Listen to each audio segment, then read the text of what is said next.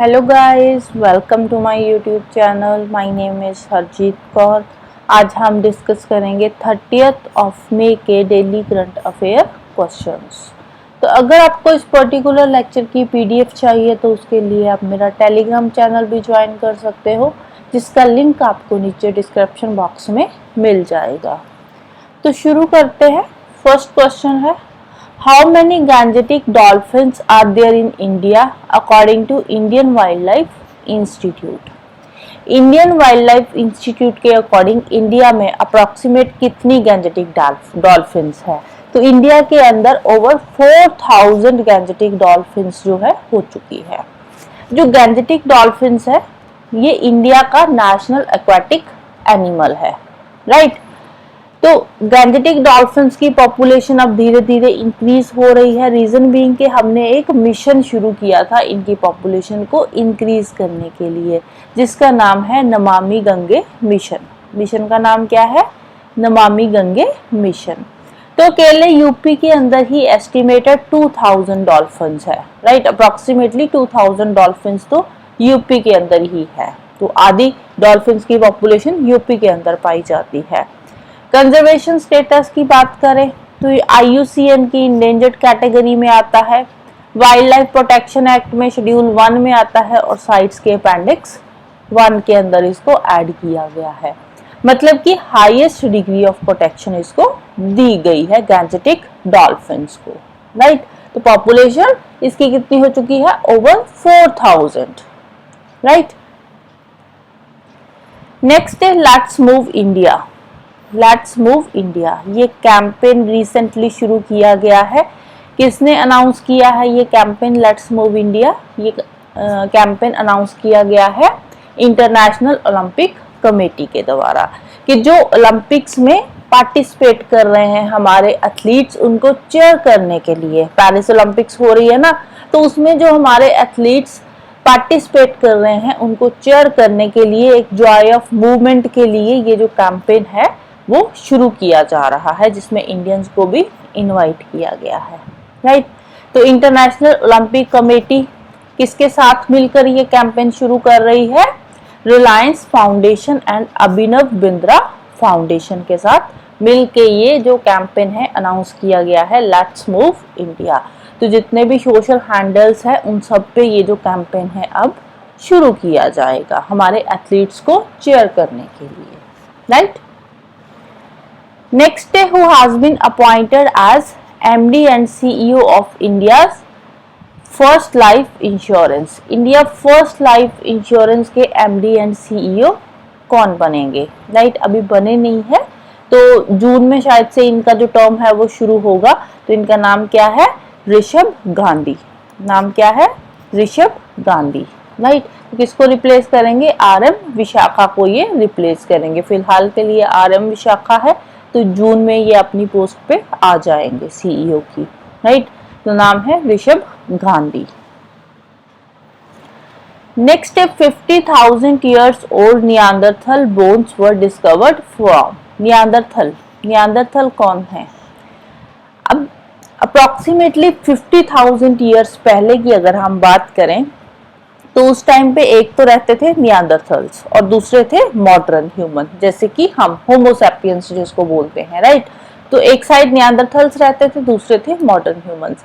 लेकिन उसके बाद क्या हुआ? अचानक से ये जो नियांदरथल्स थे ये एक्सटिंक्ट हो गए। कौन से एरियाज में ये रहते थे? एशिया एंड यूरोप वाले एरियाज में। एशिया एंड यूरोप वाले एरियाज में ये कोएग्जिस्ट कर रहे थे होमोसैपियंस के साथ, मॉडर्न ह्यूमन के साथ। लेकिन उसके बाद देखा गया कि कुछ टाइम बाद इनकी जो पॉपुलेशन है वो एक्सटिंक्ट ही हो गई, राइट। नियांदरथल्स की पॉपुलेशन बिल्कुल ही खत्म हो गई। तो अब ये क्वेश्चन बन जाता है हमारे साइंटिस्ट के लिए कि अचानक से ऐसा क्या हुआ कि इनकी जो पॉपुलेशन है एकदम से खत्म ही हो गई। तो ये माना जाता है कि शायद से उस टाइम पे कोई बीमारी आई होगी जिसको ये जो नियांदरथल्स थे ये उसके साथ एग्जिस्ट नहीं कर पाए और ये मर गए, और जो होमोसैपियंस थे उन्होंने उसको अडेप्ट कर लिया। तो इसीलिए वो अभी भी हम लोग जानेंगे मॉडर्न ह्यूमन जो है वो अभी भी एग्जिस्ट कर रहा है, लेकिन इनकी पॉपुलेशन जो थी एक्सटिंक्ट हो गई उस टाइम पे, राइट। तो रिसेंटली इसके फॉसिल्स मिले हैं, इनकी फॉसिल्स तो नहीं बोलेंगे, इनकी बोन्स मिली है, स्केलेटन मिला है 50,000 साल पुराना, राइट। स्केलेटन मिला है नियांडरथल्स का। कहाँ से मिला है? रशिया से मिला है इनका जो स्केलेटन मिला है, राइट। दो मेल नियांडरथल्स का स्केलेटन ये मिला है रशिया से। रशिया से कहाँ से मिला है?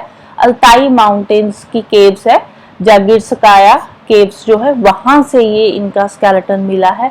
तो वहां पे हमारे जो साइंटिस्ट है उन्होंने उनका डीएनए सीक्वेंस जो है उसको एनालाइज किया है। तो उससे उनका जो डीएनए वहां से उसका एनालिसिस किया गया है ना, तो वहां से 3 वायरसेस मिले हैं, 3 तरह के वहां से वायरसेस मिले हैं जो अभी भी एग्जिस्ट कर रहे हैं ह्यूमन के अंदर। तो यहाँ से अब ये आगे अभी स्टडी चल रही है, तो यहाँ से ये ऐसा साइंटिस्ट का मानना है कि मे बी ये जो वायरस है, तो ये वायरस ने अफेक्ट किया नियांडरथल्स को भी, लेकिन वो इस वायरस को बेयर नहीं कर पाए, जिसके चलते हुए उनकी जो पूरी की पूरी स्पीसीज थी, पूरी की पूरी रेस थी, वो सारी खत्म हो गई। लेकिन हम लोग अभी भी जिंदा है क्योंकि हम उस वायरस को अडेप्ट कर पाए हैं, राइट। तो ऐसा माना जाता है कि इस वायरस की वजह से ऐसा हो सकता है कि जो नियांडरथल्स थे वो खत्म हो गए, एक्सटिंक्ट हो गए, राइट। इससे पहले जो अर्लीस्ट रिकॉर्ड थे कॉमन कोल्ड वायरस के, ये भी एक तरह का कॉमन कोल्ड वायरस ही है जो उनकी बोन्स में वहां पे पाया गया है, राइट। तो इससे पहले जो अर्लीस्ट रिकॉर्ड मिले थे वो हमें मिले थे 31,000 ईयर्स ओल्ड, साइबेरिया में एक बेबी टीथ से ये मिले थे, राइट। नेक्स्ट है bird flu, first identified in which country. Bird flu कहाँ से आया है? ये बर्ड फ्लू नाम का जो वायरस है ये कौन सी कंट्री से शुरू हुआ था? ये ओरिजिनेट हुआ था चाइना से। ज्यादातर जो वायरस है वो चाइना से ही आते हैं, राइट। जैसे कोरोना वायरस, ये भी चाइना से ही शुरू हुआ था। तो ये जो बर्ड फ्लू वायरस है ये कहाँ से शुरू हुआ था, ओरिजिनेट हुआ था? चाइना से ही ओरिजिनेट हुआ था। तो रिसेंटली ऑस्ट्रेलिया में इसका एक कंफर्म्ड केस देखने को मिला है ह्यूमंस के अंदर। बर्ड फ्लू वैसे तो बर्ड्स की डिजीज है, बर्ड्स का वायरस है जो बर्ड्स को अफेक्ट करता है, लेकिन rarest of the rare case ये ह्यूमंस को भी अफेक्ट कर सकता है, राइट। इतना डेडली नहीं है लेकिन ह्यूमंस को अफेक्ट कर सकता है, राइट। तो अब जो ऑस्ट्रेलिया में इसका केस मिला है वो एक बच्चे से मिला है, जो बच्चा इंडिया से वहां गया था और वहां जाकर ये कंफर्म्ड केस ऑस्ट्रेलिया में मिला है। तो इसमें जो वायरस होता है उस वायरस का नाम क्या है? नाम है एवियन इन्फ्लुएंजा ए, H5N1 इन्फेक्शन उस बच्चे में पाई गई है, राइट। तो इसके अलावा इंडिया का जो कंफर्म्ड केस था, पहला जो कंफर्म्ड केस था इंडिया का, वो आया था 2021 के अंदर, 21 साल के लड़के में देखने को मिला था हरियाणा स्टेट में, राइट। नेक्स्ट है 10th world water forum held in which country. 10th world water forum, water को लेकर जो मीटिंग्स होती है, राइट। तो कि वाटर को हम कैसे साफ सुथरा रख सकते हैं, कैसे हम उसको कंजर्व कर सकते हैं, तो ये वाटर से रिलेटेड ये मीटिंग होती है। तो 10th वर्ल्ड वाटर फोरम ये कौन सी कंट्री में हुई है रिसेंटली? तो ये हुई है इंडोनेशिया के अंदर, इंडोनेशिया में बाली के अंदर ये हुई है 10th वर्ल्ड वाटर फोरम। तो ये ऑर्गेनाइज करवाई गई थी Republic of Indonesia and world water council के द्वारा, राइट। किसने ऑर्गेनाइज करवाई थी? Republic of Indonesia and world water council ने मिलकर इसको ऑर्गेनाइज करवाया था। और इसका थीम क्या था? इस साल का थीम था water for shared prosperity, right. Water forum का थीम क्या था? Water for shared prosperity. Next है एक्सरसाइज साइबर सुरक्षा 2024 हेल्ड बाय। साइबर सुरक्षा एक्सरसाइज 2024 कि जो साइबर अटैक्स होते हैं तो उनसे हम कैसे बच सकते हैं, तो उससे रिलेटेड ये एक्सरसाइज है, राइट। जैसे किसी कंट्री पे अटैक होता है तो अपने डिफेंस के लिए वो आगे काउंटर अटैक करता है या जो भी वो मेजर लेता है, राइट। तो सेम साइबर में भी होता है कि साइबर अटैक अगर कोई होगा तो उससे भी तो हमें बचना है ना। तो साइबर अटैक से बचने के लिए ये जो एक्सरसाइज है साइबर सुरक्षा ये करवाई गई है। किसने करवाई है ये? Defence cyber agency of India ने। किसने? Defence cyber agency of India ने ये एक्सरसाइज कंडक्ट करवाई है।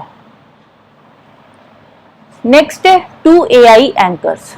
कौन कौन से हैं? AI Krish and AI Bhoomi, artificial intelligence, right. दो एंकर्स है, एआई कृष, एआई भूमि, नाम याद रखने हैं, राइट।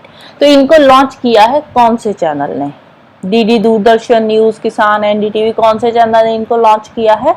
तो इनको लॉन्च किया है डीडी किसान ने। एआई एंकर्स हैं, नाम क्या है? एआई कृष एंड एआई भूमि, इनको लॉन्च किया गया है बाय डीडी किसान। तो अब ये 24 आवर एंकरिंग करेंगे, थकावट नहीं होगी इनको, तो इसलिए ये एआई एंकर्स लॉन्च किए गए हैं। डीडी किसान चैनल 2015 में आया था। हमारे जो किसान है उनको जो भी एग्रीकल्चर से रिलेटेड इंफॉर्मेशन है वो देने के लिए ये डीडी किसान चैनल जो था वो शुरू किया गया था। अब रिसेंटली इसमें दो एआई एंकर्स आए हैं, AI Krish and AI Bhoomi. Next है which Indian film wins last Cinef for best short at Cannes 2024। जो कांस फिल्म फेस्टिवल हो रहा है तो इसमें लास्ट सिनिफ कैटेगरी के लिए हमारी एक फिल्म गई थी, शॉर्ट मूवी थी जो गई थी वहां पे। तो लास्ट सिनिफ कैटेगरी कौन सी होती है? लास्ट सिनिफ कैटेगरी होती है जब कोई स्टूडेंट जो होते हैं, किसी भी हमारे इंस्टीट्यूट के स्टूडेंट्स होते हैं, वो मिलकर कोई डॉक्यूमेंट्री या शॉर्ट फिल्म बनाते हैं, वो फिल्म जाती है लास्ट सिनिफ कैटेगरी के लिए। तो हमारे इंडिया से भी एक मूवी गई थी, शॉर्ट मूवी थी, वो गई थी लास्ट सिनिफ कैटेगरी के लिए कांस फिल्म फेस्टिवल में। तो अब वो वहां पे जो फिल्म है उसको शॉर्टलिस्ट कर लिया गया है कांस फिल्म फेस्टिवल में, उसने जो है अवार्ड जीत लिया है, राइट। पहले तो गई थी कैटेगरी के लिए, हमने भेजा था लास्ट सिनिफ कैटेगरी में, अब उसने अवार्ड जो है कांस फिल्म फेस्टिवल में जो अवार्ड है वो जीत लिया है। तो मूवी का नाम क्या है? मूवी का नाम है sunflowers were the first ones to know. Sunflowers were the first ones to know. तो ये जो मूवी है ये किसकी है? ये है चिदानंद एस नायक की मूवी है, sunflowers were the first one to know, जिसको लास्ट सिनिफ कैटेगरी के लिए अवार्ड मिल गया है, राइट। इन्होंने अवार्ड जीत लिया है। तो ये जो स्टूडेंट्स है ये एफटीआईआई पुणे के स्टूडेंट्स ने इस मूवी को बनाया है, राइट। किसने बनाया है? एफटीआईआई पुणे के जो स्टूडेंट्स है उन्होंने इस मूवी को बनाया है। इसके अलावा अब कांस फिल्म फेस्टिवल में कुछ और अवार्ड्स भी मिले हैं, जैसे कि द शेमलेस की जो एक्ट्रेस थी अनसुआ सेनगुप्ता, उनको बेस्ट एक्ट्रेस का अवार्ड मिला है कांस फिल्म फेस्टिवल के अंदर। और जो पायल कपाड़िया है, पायल कपाड़िया ने जीता है ग्रैंड प्री अवार्ड, कौन सी मूवी के लिए? और वी इमेजिन एज लाइट के लिए, राइट। नेक्स्ट है recently which south Indian actor receives UAE golden visa. UAE golden visa जो है ये दिया जाता है 5 इयर्स का होता है और 10 इयर्स का होता है। 5 इयर्स एंड 10 इयर्स का ये यूएई एंड आएगा, 5 इयर्स एंड 10 इयर्स का ये यूएई गोल्डन वीजा होता है। और गोल्डन वीजा के अंदर आने वाले 5 या 10 साल के लिए कभी भी वो यूएई में जा सकते हैं, आ सकते हैं, राइट। तो रिसेंटली एक साउथ इंडियन एक्टर को मिला है यूएई गोल्डन वीजा। कौन से एक्टर को मिला है? रजनीकांत को दिया गया है UAE golden visa. Long term residency visa है, यूजुअली 5 और 10 साल का होता है। 2019 में इसको इम्प्लीमेंट किया गया था गोल्डन वीजा को। कौन कौन से लोगों को दिया जाता है? जैसे कोई रिसर्चर्स है या मेडिकल प्रोफेशनल्स है या कोई भी जिन्होंने साइंस के फील्ड में या नॉलेज के फील्ड में अपनी आउटस्टैंडिंग परफॉर्मेंस दी है, या कोई बहुत ही अच्छा स्टूडेंट है, रिमार्केबल स्टूडेंट है, उनको ये वीजा दिया जाता है। या कोई आर्ट के फील्ड से रिलेटेड है तो उनको ये वीजा जो है गोल्डन वीजा देती है। कौन सी कंट्री देती है? यूएई देती है। 5 साल का एंड 10 साल का ये वीजा होता है। नेक्स्ट है Swiggy partners with which company to enhance fraud preventions. Frauds को रोकने के लिए जो स्विगी है उसने पार्टनरशिप करी है कौन सी कंट्री के साथ? शील्ड कंपनी के साथ पार्टनरशिप करी है फ्रॉड को रोकने के लिए। अब फ्रॉड कौन से होते हैं? जैसे कि जोमेटो हो गया, स्विगी हो गया। तो स्विगी में फ्रॉड्स होते हैं, जैसे ये प्रोमो कोड्स वगैरह देते हैं कि जो फर्स्ट टाइम साइन अप करेगा तो उसको हम ये प्रोमो कोड देते हैं, या जो भी अलग अलग ऑफर्स ये देते हैं। तो अब यूजर कई बार क्या करते हैं कि सेम प्रोमो कोड को बार बार यूज करते रहते हैं नंबर चेंज करके। तो इस तरह के जो फ्रॉड है उनको रोकने के लिए शील्ड के साथ इन्होंने पार्टनरशिप करी है स्विगी ने। नेक्स्ट है who wins gold in men's T63 high jump at world para athletics championship. World para athletics championship चल रही है, कहाँ पे चल रही है? कोबे जापान में ये चल रही है। कोबे जापान में वर्ल्ड पैरा एथलेटिक्स चैंपियनशिप जो है चल रही है, 2024 की चैंपियनशिप है। तो इसमें T63 हाई जंप के अंदर किसने गोल्ड जीता है इंडिया से? तो इंडिया से जीता है मरियप्पन थांगावेलु ने। इंडिया के मरियप्पन थांगावेलु ने T63 हाई जंप में गोल्ड मेडल जीता है, राइट। अब ये कहाँ पे हो रही है? ये कोबे जापान के अंदर हो रही है। तो एक तो ये जीता है हाई जंप के अंदर हमारे मरियप्पन थांगावेलु जी ने ये गोल्ड मेडल जीता है। दूसरा गोल्ड मेडल एक जीता है एकता भयान ने, इंडिया की ही है एकता भयान, उन्होंने गोल्ड मेडल जीता है women F51 club through competition में गोल्ड मेडल इन्होंने जीता है। तो दो नाम है, एकता भयान और दूसरा नाम क्या है? मरियप्पन थांगावेलु, राइट। तो दोनों के नाम याद रखने हैं। इन्होंने गोल्ड मेडल जीता है, किसमें जीता है? वर्ल्ड पैरा एथलेटिक्स चैंपियनशिप के अंदर। नेक्स्ट है टोनी क्रूज। टोनी क्रूज जो कि अब रिटायर होने जा रहे हैं, यूरो 2024 के बाद ये अपनी रिटायरमेंट ले लेंगे, राइट।